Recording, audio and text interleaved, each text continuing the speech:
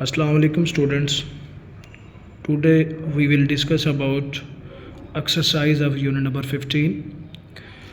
First we discuss about multiple choice questions of chapter number 15.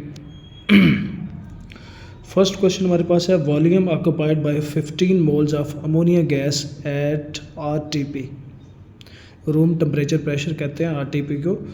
तो हमारे पास 15 मोल students ammonia है. 15 मोल ammonia का जो है वो वॉल्यूम कितना होगा, ये हमारे पास अमोनिया मोल्स में गिवन है. मोल्स में जब आपके पास कोई गैस गिवन होती है तो उसको वॉल्यूम में कैसे कन्वर्ट किया जाता है, ये कन्वर्जन आपको चैप्टर के अंदर भी बताई हुई है. तो यहाँ अगेन एक बार मैं आपको बता देता हूँ कि इसको आपने कैसे कन्वर्ट करना है. तो ये 15 मोल्स अमोनिया का वॉल्यूम बनता है 360 डेसीमीटर क्यूब. अब ये 360 डेसीमीटर क्यूब हमारे पास कैसे आता है, तो इसके लिए थोड़ी सी एक्सप्लेनेशन है, वो आपको मैं साथ साथ कराता जाऊंगा, क्योंकि ये जो एक्सरसाइज नंबर 15 है इसके जो MCQs हैं ये ऑलमोस्ट तमाम कैलकुलेशन बेस्ड हैं. तो मैं साथ साथ कैलकुलेशन भी आप लोगों को करवाता रहूँगा, जहाँ को कैलकुलेशन आएगी वो भी करवाऊँगा साथ साथ, और इसके जो राइट ऑप्शन है वो भी मार्क करवाता रहूँगा. स्टूडेंट्स हमारे पास नंबर ऑफ़ मोल्स गिवन है 15 मोल्स हमारे पास अमोनिया है. मोलर वॉल्यूम एट RTP ये आपको पढ़ाया हुआ है कि 1 मोल ऑफ गैस जो होता है उसके 1 मोल का वॉल्यूम होता है 24 डेसीमीटर क्यूब पर मोल. तो फार्मूला हमारे पास वॉल्यूम फाइंड करने का होता है N multiplied by 24 decimetre cube, यानी कि N mean number of moles हैं. तो आप लोग क्या करेंगे, नंबर ऑफ़ मोल्स को 24 से मल्टीप्लाई कर देंगे. 24 से मल्टीप्लाई क्यों कर रहे हैं, क्योंकि 1 moles of gas contain 24 decimetre cube volume, यानी कि किसी भी गैस का 1 मोल जो होता है उसमें उसका वॉल्यूम जो होता है 24 डेसीमीटर क्यूब होता है. तो 15 का क्या बनेगा, 360 डेसीमीटर क्यूब वॉल्यूम बनेगा. तो इसका राइट ऑप्शन C बनता है 360 डेसीमीटर क्यूब. अगर इस टाइप का कोई भी MCQs आता है तो आप इसी फार्मूले से इसी तरीके से आप इसको क्या करेंगे, कैलकुलेट कर लेंगे. स्टूडेंट्स MCQs नंबर 2 है हमारे पास. How many moles of natural gas CH4 will be present in cylinder if volume is 18 decimetre cube at RTP. Students अब आपके पास वॉल्यूम गिवन है जो कि डेसीमीटर क्यूब में है, उसके मोल्स फाइंड करने हैं. ये उसका बिल्कुल उल्ट प्रोसेस है जो अभी आपने किया है. आपके पास जो वॉल्यूम है उसको 24 पे डिवाइड कर दें तो ये आपके पास आंसर आ जाएगा. यहाँ हमारे पास सेकंड MCQ है, देखिएगा ज़रा. आपके पास गिवन वॉल्यूम 18 डेसीमीटर क्यूब है. मोलर वॉल्यूम आपको पता है कि 1 मोल गैस का वॉल्यूम जो होता है 24 डेसीमीटर होता है. 18 को आप 24 पे डिवाइड करते हैं तो 0.75 मोल आपके पास आंसर आ जाता है. तो इसका जो आंसर हमने लगाया हुआ है 0.74, आपने इस तरह कैलकुलेट करके निकाल लेना है. इसी तरह सेकंड MCQ है हमारे पास. What will the molar concentration of potassium hydroxide solution if it is dissolved in 100 centimeter cube solution. Student, if 2.0 of its are dissolved in 100 centimeter cube solution, इसकी कंसनट्रेशन फाइंड करेंगे आप लोग. Concentration जो है वो फाइंड आउट करनी है आपने. MCQs नंबर 3 की कंसनट्रेशन फाइंड करना भी आपको सिखाया हुआ है. 2 ग्राम आपके पास सोडियम हाइड्रोक्साइड है, पोटाशियम हाइड्रोक्साइड है, उसके मोल्स में कन्वर्ट करोगे सबसे पहले आप लोग. थर्ड MCQs पे आ जाते हैं. थर्ड MCQs में आपके पास सबसे पहले स्टेप 1 में आपने मोलर मैस कैलकुलेट करना है पोटाशियम हाइड्रोक्साइड का. तो वो मोलर मैस बनता है इसका 56 ग्राम पर सेंटीमीटर क्यूब. उसके बाद स्टेप 2 में आपके पास जो गिवन मैस है 2 ग्राम आपकी स्टेटमेंट के अंदर गिवन है. आपके पास 2 ग्राम पोटाशियम हाइड्रोक्साइड है. 2 ग्राम को आप क्या करेंगे, 56 पे डिवाइड करेंगे तो ये इसके मोल्स आ जाएंगे. जब आपके पास मोल्स आ जाते हैं तो स्टूडेंट्स मोल्स को कंसंट्रेशन में कन्वर्ट करने के लिए आपने मोल्स को वॉल्यूम पे डिवाइड करना होता है. Volume of solution, volume of solution आपके पास 100 सेंटीमीटर क्यूब है. अगर आप इसको डेसीमीटर क्यूब में कन्वर्ट करोगे तो स्टूडेंट के 0.1 डेसीमीटर क्यूब बनेगा. इसको 1000 पे क्या कर देंगे, डिवाइड कर देंगे. और उसके बाद जब आप इसको 0.1 पे डिवाइड करते हैं तो ये 0.357 बनता है. तो आपके पास करेक्ट ऑप्शन बनेगा 0.36. तो MCQs नंबर 3 का जो करेक्ट ऑप्शन है आपके पास 0.36 है. स्टूडेंट्स MCQs नंबर 4 है हमारे पास. What will be the mass of NaCl needed to make up 15 decimetre cube of its solution with concentration of 0.7 gram per decimetre cube.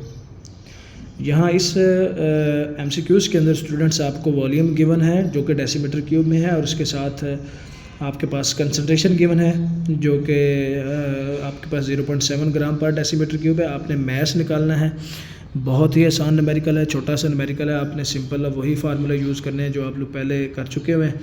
तो यहाँ हमारे पास न्यूमेरिकल नंबर 4 पे आ जाए, आपके पास concentration 0.7 gram per decimetre cube है। वॉल्यूम क्या है आपके पास 15 डेसीमीटर क्यूब। जब आपके पास वॉल्यूम होता है और कंसंट्रेशन होती है तो फिर आप फार्मूला यूज़ करते हैं mass is equal to concentration multiplied by volume. यहाँ जस्ट आप कंसंट्रेशन 0.7 को मल्टीप्लाई कर देंगे 15 से तो आपके पास आंसर आ जाता है 10.5 ग्राम। तो यहाँ आपके पास करेक्ट ऑप्शन में है वो 10.5 ग्राम है, जो कि आप लोग अपनी बुक्स पे क्या कर लेंगे, मार्क कर लेंगे 10.5 ग्राम। तो आप लोग को इसको कैलकुलेट करना भी आना चाहिए कि आपने इसको कैलकुलेट कैसे करना है। क्वेश्चन नंबर 5 है हमारे पास, find out the concentration of sulphuric acid in mole per decimetre cube if 10 centimetre cube of it react with 20 centimetre cube of NH solution having concentration of 0.1 mole. Student यहाँ acid का volume given है आपके पास, base का volume भी given है और base की कंसंट्रेशन भी गिवन है। एसिड की कंसंट्रेशन आपने फाइंड करनी है। आपके पास 2 वॉल्यूम गिवन है, एसिड और बेस का वॉल्यूम गिवन है, बेस की कंसंट्रेशन गिवन है। तो यहाँ जो आपने फाइंड आउट करना है वो एसिड की कंसंट्रेशन फाइंड करना है। तो स्टूडेंट इसको आप आसानी से कैलकुलेट कर सकते हैं। इससे रिलेटेड एक न्यूमेरिकल प्रॉब्लम जो है चैप्टर के अंदर मैंने आपको करवाई थी। आप मोलैरिटी इक्वेशन को यूज़ करके बड़ी आसानी से आप इसको क्या कर सकते हैं स्टूडेंट्स, कंसंट्रेशन एसिड की क्या कर सकते हैं, फाइंड कर सकते हैं। अब ये कैसे फाइंड करेंगे आप लोग, तो सबसे पहले मोलैरिटी इक्वेशन यूज़ करनी है। मोलैरिटी इक्वेशन के बारे में मैंने आप लोगों को ये इक्वेशन बुक्स पे लिखवाई भी हुई है। अगेन एक बार आपको रिवाइज करवा देता हूँ, इसको ज़रा गौर से देख लीजिएगा। स्टूडेंट्स ये हमारे पास न्यूमेरिकल है। सबसे पहले स्टेप 1 में आपने बैलेंस केमिकल इक्वेशन लिखनी है। बैलेंस केमिकल इक्वेशन में H2SO4 का रिएक्शन होता है सल्फ्यूरिक सोडियम हाइड्रोक्साइड के साथ। आफ्टर रिएक्शन हमारे पास बनता है सोडियम सल्फेट और साथ हमारे पास बनता है वाटर। तो यहाँ स्टूडेंट आपने सबसे पहले नंबर ऑफ़ मोल्स लिख लेने हैं। आपके पास सल्फ्यूरिक एसिड के नंबर ऑफ़ मोल्स 1 है, इस बेस के नंबर ऑफ़ मोल्स क्या हैं 2 हैं, जो कि NOH के साथ यहाँ कोफिशिएंट होता है, यही नंबर ऑफ़ मोल्स होते हैं। अब आपके पास जो गिवन डेटा है वो लिख लेना है। वॉल्यूम ऑफ सल्फ्यूरिक एसिड आपके पास 10 सेंटीमीटर क्यूब है। वॉल्यूम ऑफ बेस जो है, मोलैरिटी ऑफ एसिड जो है वो आपने फाइंड करनी है। वॉल्यूम ऑफ बेस जो है वो आपके पास स्टूडेंट्स 20 सेंटीमीटर क्यूब है। Volume of molarity of base जो है वो आपके पास 0.1 मोल पर डेसीमीटर क्यूब है। हमारे पास मोलैरिटी इक्वेशन होती है M1V1 over N1 is equal to M2V2 over N2। इसे मोलैरिटी इक्वेशन कहते हैं और इसे फार्मूला भी आप कह सकते हैं। अब यहाँ वैल्यूज़ पुट कर दें। मोलैरिटी ऑफ एसिड आपने फाइंड करनी है। वॉल्यूम ऑफ एसिड आपके पास गिवन है। Number of moles of acid आपके पास गिवन है। मोलैरिटी ऑफ बेस आपके पास गिवन है। वॉल्यूम ऑफ बेस अब गिवन है। Number of moles of base given है। तो आप कैलकुलेट करेंगे तो करेक्ट ऑप्शन आपके पास बनेगा 0.1 मोल पर डेसीमीटर क्यूब। स्टूडेंट्स आपके पास MCQs नंबर 6 है।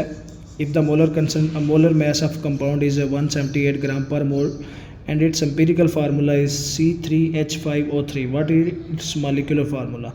तो इसका molecular formula बनता है C6H10O6। अब स्टूडेंट ये C6H10O6 कैसे आता है, ज़रा इस हवाले से बताता हूँ। इस टाइप की न्यूमेरिकल प्रॉब्लम भी हमने चैप्टर के अंदर डिस्कस की हुई है। अगेन आपको एक बार रिवाइज़ करवा देता हूँ ताकि वो भी आपको रिवाइज़ हो जाएगी और इसको आपने कैसे निकालना है, कैसे फाइंड आउट करना है, ये भी आप लोगों को पता चल जाएगा। Students first of all first step में आपने एम्पिरिकल फार्मूला मैस फाइंड करना है। जो आपके पास एम्पिरिकल फार्मूला गिवन है C3H5O3, इसका मैस आप निकालेंगे तो 89 ग्राम पर मोल आता है। उसके बाद n फाइंड आउट करना है, यानी कि जो जिस नंबर से आप एम्पिरिकल फार्मूला को मल्टीप्लाई करेंगे वो फाइंड आउट करने के लिए हमारे पास फार्मूला होता है molar mass over empirical formula mass. Molar mass आपको स्टेटमेंट के अंदर गिवन है। मॉलिक्यूलर मैस जो होता है 178 ग्राम है, उसको 89 पे डिवाइड करते हैं तो 2 आता है।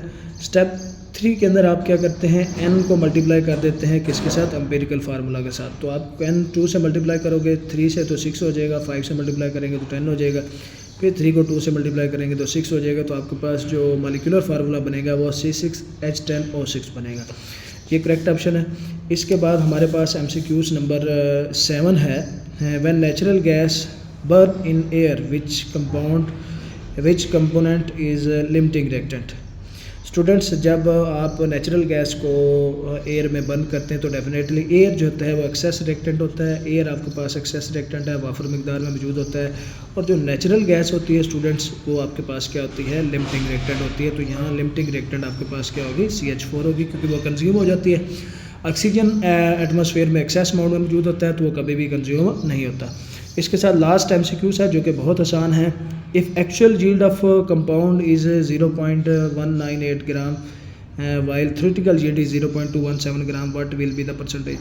स्टूडेंट एक्चुअल yield भी गिवन है, थ्योरेटिकल yield भी गिवन है। फार्मूला आप लोगों को चैप्टर के अंदर पढ़ाया गया है कि परसेंटेज yield फाइंड करने का फार्मूला हमारे पास होता है actual yield over theoretical yield multiplied by 100। तो दोनों वैल्यूज़ आपके पास गिवन है, एक्चुअल yield की वैल्यू पुट करें, थ्योरेटिकल yield की वैल्यू पुट करें, उसको 100 से मल्टीप्लाई करेंगे तो आपके पास 91.2% आ जाएगा। ये आपके पास परसेंटेज yield हो जाएगी। तो ये आपके पास MCQs हैं जो कि आप अपनी बुक्स पे मार्क कर लेंगे और लगा लेंगे। इसके साथ आगे हमारे पास शॉर्ट क्वेश्चंस हैं। स्टूडेंट्स, शॉर्ट क्वेश्चन में हमारे पास है what is molar volume of a gas at RTP, room temperature pressure पे किसी भी गैस का मोलर वॉल्यूम क्या होता है। तो ये आपको चैप्टर के अंदर सिखाया हुआ है, मैंने पढ़ाया हुआ है कि किसी भी गैस का जो मोलर वॉल्यूम होता है वो 24 डेसीमीटर क्यूब होता है। तो यही आपने लिखना है कि वॉल्यूम ऑफ आपको occupied by 1 mole of gas at RTP is 24 decimetre cube. किसी भी गैस के एक मोल जो होता है ना उसका जो वॉल्यूम होता है वो हमेशा 24 डेसीमीटर क्यूब होता है आपके पास। तो ये इसको आप लिख लेंगे, छोटा सा इसका आंसर है। अपनी बुक्स पे भी लिख सकते हैं स्टिकी नोट्स के साथ लगा के, या अपनी केमिस्ट्री की जो प्रैक्टिकल नोटबुक है उस पर भी लाजमी लिखेंगे और स्टिकी नोट्स के साथ भी अटैच करेंगे इसको।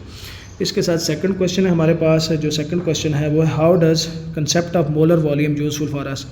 मोलर वॉल्यूम का कंसेप्ट हमारे लिए यूज़फुल कैसे होता है स्टूडेंट। तो इसके लिए 2-3 स्टेप्स हैं जो कि आपने याद रखने हैं। फर्स्ट स्टेप ये है कि it helps the calculate the volume of a gas in chemical reaction. Molar volume के ज़रिए हम किसी भी केमिकल रिएक्शन के अंदर किसी भी गैस का जो वॉल्यूम होता है वो कैलकुलेट कर सकते हैं। फिर it allows the conversion between mole to gas volume, यानी किसी भी गैस के मोल्स को वॉल्यूम में कन्वर्ट करना है या वॉल्यूम को मोल्स में कन्वर्ट करना है तो हम इससे कर सकते हैं। It is useful in stoichiometric calculations involving gas. जो स्टिक्योमेट्रिक कैलकुलेशन होती है, स्टिक्योमेट्रिक कैलकुलेशन, उसमें भी हम क्या करते हैं, इसको यूज़ करते हैं। तो ये हमारे लिए बहुत बेनिफिशियल होता है।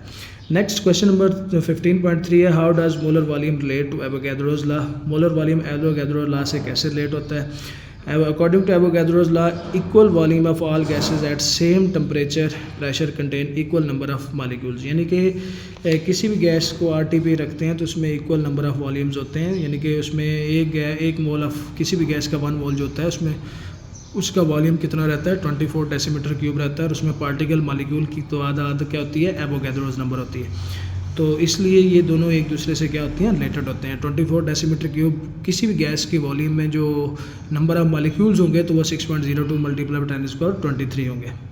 क्वेश्चन नंबर हमारे पास है 15.4 फोर्थ शॉर्ट क्वेश्चन है why can 2 different compound have same empirical formula. तो डिफरेंट कंपाउंड का एम्पिरिकल फार्मूला कैसे सेम हो सकता है। तो उसके लिए empirical formula shows only the simplest whole number ratio. Student, empirical formula की डेफिनेशन ये है कि formula of compound that shows the simplest whole number ratio are known as empirical formula. अब यहाँ हमारे पास 2 कंपाउंड्स हैं, देखें C2H4 और C3H6, दोनों का एम्पिरिकल फार्मूला सेम है। तो इनकी सिंपलेस्ट रेशो क्या हो सकती है, डिफरेंट कंपाउंड्स की क्या हो सकती है स्टूडेंट्स, सेम हो सकती है। नेक्स्ट क्वेश्चन हमारे पास है why is percentage yield important. Percentage yield क्यों अहम है। तो सबसे पहले तो इससे हम सिस्टम या किसी भी रिएक्शन की एफिशिएंसी को क्या कर सकते हैं, कैलकुलेट कर सकते हैं। It compare the actual yield with theoretical yield का कंपैरिजन कर सकते हैं। It help identify loss during a chemical reaction के दौरान जो लॉस होता है मैस का उसको कैलकुलेट कर सकते हैं। इसके बाद it is important in industrial chemical production में बहुत अहम होता है।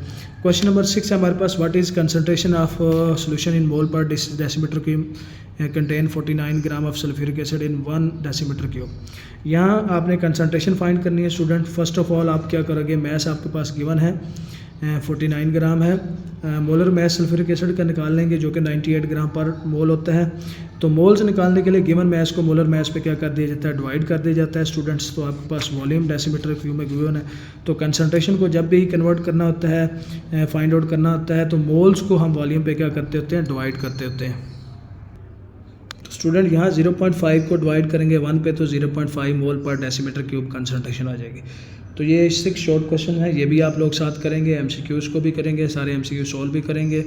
और ये 6 शॉर्ट क्वेश्चन है ये भी याद करेंगे। अपनी केमिस्ट्री की जो नोटबुक है उस पर भी लिखेंगे। बुक के साथ कहीं स्पेस मिलती है तो वहाँ भी लिख लें ताकि आपके पास सेव रहे।